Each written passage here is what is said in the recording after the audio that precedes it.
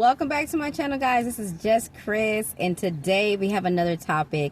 Today I want to talk to the people who don't have any money. Or if you do, you could still listen in. Now, this is going to be about how to save money for beginners. Now, if you are new to saving money, if you're new to saving, this is going to help you because this is something that I've lived through and I know. Now, fortunately for me, I don't know how, I guess just God, but I've always been really good with money. No one ever taught me. I remember people asking me or telling me like, you know, I wasn't like you. I didn't have my parents to help me financially and tell me how to manage my finances, da da da da. Nobody helped me either, honestly. Like, my parents did not sit down and have a good conversation with me about how to manage my money or anything like that. They really haven't. I just learned from watching my parents and things like that, but nobody sat down and helped me with my finances either. I just always been good with money, I guess. I just been very observant to see what works and what doesn't work, and that's just how I live my life. So that part, I just been always wise in that area. Now, when it comes to you, you may be that way as well, you may not be, but I want to help the people who always claim that they don't have any money and that they're so broke and that you know, they just can't get ahead. They can't, you know, do these things. Now, that's an excuse.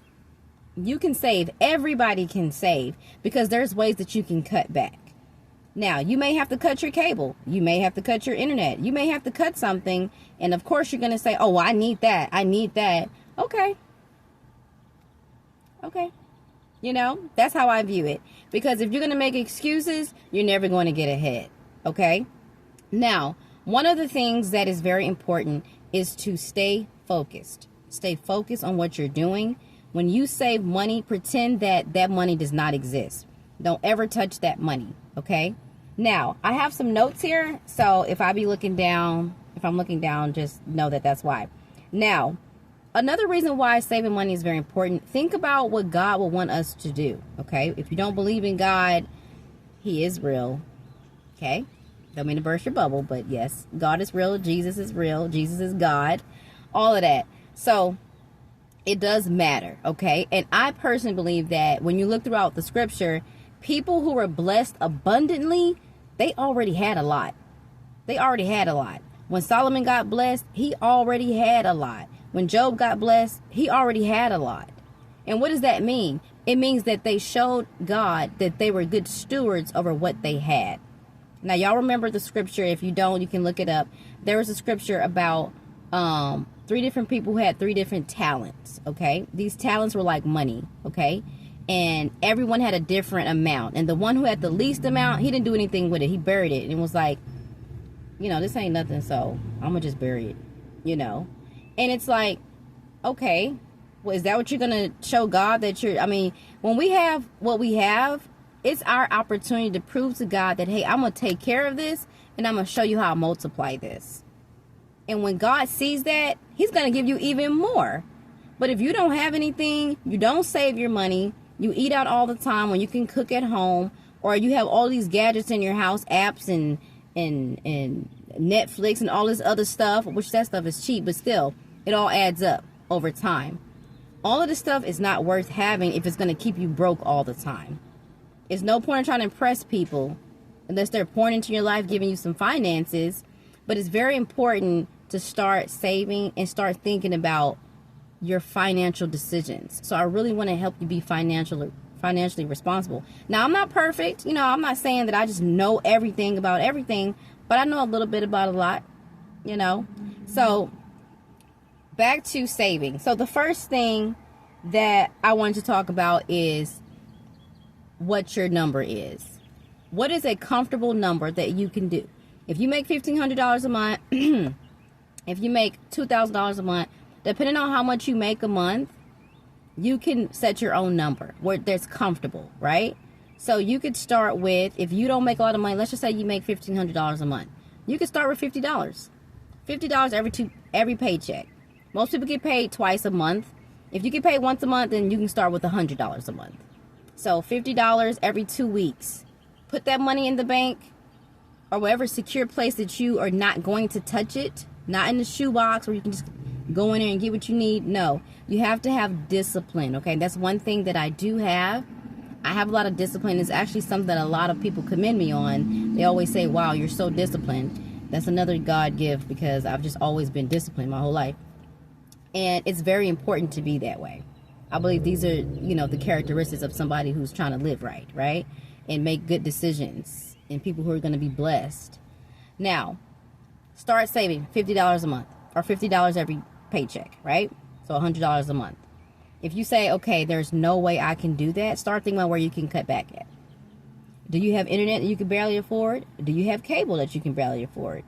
Do you have something in your life that you can't really afford and you're just right there? Wise person said, everybody should have at least 4 or 5 months worth of their bills in their bank account. So if your bills equate to $2,000 a month, you should have at least $8,000 in the bank. Depending on who you are and what you do and everything like that. But I know you're probably thinking, okay, I can't do that. How can I do that? You have to start now. That's how you can do it. Do not wait. Do not keep saying, okay, I'm going to start saving up later. No, you can, because it's a mental thing. Put it to the side, put it in the bank, and you'll be surprised. You may be able to put $50 to the side and say, actually, I can put in another $20. So that's $70 every paycheck.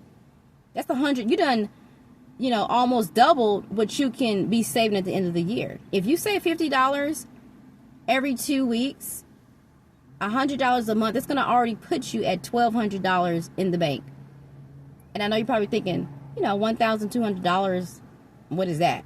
Okay, put in more then. Bump it up to $100 every 2 weeks. And you can double that. That'll be $2,400 at the end of the year. And that's just 12 months. A quick story. When I was in high school, I did not want to walk to school. I had to walk to school. I was only about 5 minutes away from my school, but that's not the point. I had to walk to school, and I decided before senior year hits, I want to have my own car. I didn't even know how to drive, but I was like, I have to have my own car. I do not want to be grown still walking to school. So what I did was I got a job. I had a friend hook me up with a job. I worked at Kroger's, minimum wage, $7.50 an hour. $7.25, whatever the minimum wage is. Can't say that word. And I literally worked about 15 hours a week, because you can't work that much in high school. Worked about 15 hours a week. I saved up every single dime. I remember I had this Nike shoebox. Now, I'm disciplined enough to put my money in the shoebox because A, I didn't have a bank account, and B, I'm very disciplined, so I can do that. Now, if you're very disciplined, you can do that. If not, we grown people here, so, or if you're not grown, maybe you're in high school too, whatever, whoever's watching this video. Now, I saved up every single penny minus my tithes and offerings. I put my tithes and offerings obviously in church, but other than that, everything else went into that Nike shoebox. And I remember it was on top of my closet, and I put everything in there, and it gave me great joy to count my money every time I got paid, because I'm steady seeing my number increase, and I was closer to getting myself a car. And that's what I did. I also paid for my own driving school. My own driving school was $300. I paid for that too, because like I said, I didn't know how to drive. I had friends help me, learn the basics and things like that. But fast forward, the point of the story is I saved up all my money and I ended up buying a car. Okay. And how did I do that? With discipline, diligence, persistence. Okay. You cannot give up. You cannot say, oh, saving up $20 or $25 every 2 weeks. What is that going to put me at? That's nothing. I hear that all the time. People say $20, what is that? That's nothing. Well, you're going to have to start disciplining yourself. You're going to have to start making some decisions that's going to better yourself for tomorrow. A lot of people are where they are today because of these horrible decisions that they made, and then they want to pray about it. One thing, I never pray for people. I've been a prayer leader. I have my own Bible study. I've done a lot of these things where I'm over people. As a matter of fact, I was an intercessor. One thing you would never have me praying for you or anybody is a financial miracle. I don't pray for that. I pray that you become financially responsible. That's what I pray. Because if you're not financially responsible, you're going to continuously make bad decisions. You see it all the time. People win the lottery, and they're done with the millions of dollars that they got in a year and a half, 2 years. You're like, how did they blow through that money that quick? Easy. Because they have no knowledge about being responsible. It's not even about investing everything either. It's just about being responsible. Like, you don't have to go and spend. I travel a lot, and I choose how I want to travel. And some travels that I see for the similar, resorts and stuff like that can go from, $5,000 to $25,000. And I always like to compare them, like, what exactly am I getting extra? You may have like an extra person, maybe an extra concierge team to help you with different things. But I'm like, I'm not going to pay $25,000 for a 10-day resort. I'm just not going to do it. Me, I'm not doing it. Even if I had $1 billion in the bank, I probably would never ever spend $25,000 on regular service that I can get for $2,000 or $3,000. It's just not going to happen. So what I'm saying is, you got to be financially responsible. So one thing I'm not going to ever pray for anybody is a financial miracle, because unless you've gotten hurt and you had lots of medical bills, or like some disastrous thing happened where a hurricane happens and destroys everything, whatever the case may be, if it's something like that, then obviously. But just normal people who just want to just have money drop down in their lap and God just bless me with a new car and a new house, it's like, okay, how are you going to pay the bills there? If God gave you a house right now, how are you going to pay the bills? You're not financially responsible right now to take care of your apartment. So how in the world could you be able to take care of a house? You want a new car. You don't even take care of the car that you have. So it's very, very, very important to be a good steward over what you have right now. Take care what you have right now. Start making those decisions right now. I know $20. I cannot talk. Y'all have to forgive me. I know $20, $50, $100. It may not sound like a lot, but I guarantee you it adds up. $50 every 2 weeks will put you at $1,200 in 12 months. $25 every 2 weeks will put you at $600. And I know these amounts don't sound like a whole lot, but it's better than $0 in your savings. I mean, honestly, ask yourself, how much money do you have in your savings right now? How much compared to how much you make? You should have a sufficient amount in your savings, and you should be more financially responsible. Sorry, I cannot talk. But I wanted to get these points across. I think I got through all of my points. And the last thing is, you may feel like, okay, I only make $8 at my job. And how do I get to that point where I can save more? Do more. Do what you have to do to make more money. If you have to go back to school, and depending on if it's worth it, with my profession, it's worth it. But with some professions, you may not find a job right away. Go back to school if you have to. Do whatever you have to do to get more money. Gain more income. It's important. And don't waste time. Wasting time will literally just get you in the same cycle. You can literally be saying the same stuff. Oh, I'm going to go back to school. I'm going to go back. 10 years pass by. And you still haven't. And you still complain about how you don't have any money. Do whatever you have to do. Be Uber on the side. Do DoorDash on the side. Just make sure you're making wise decisions, whatever it is. And you can save money.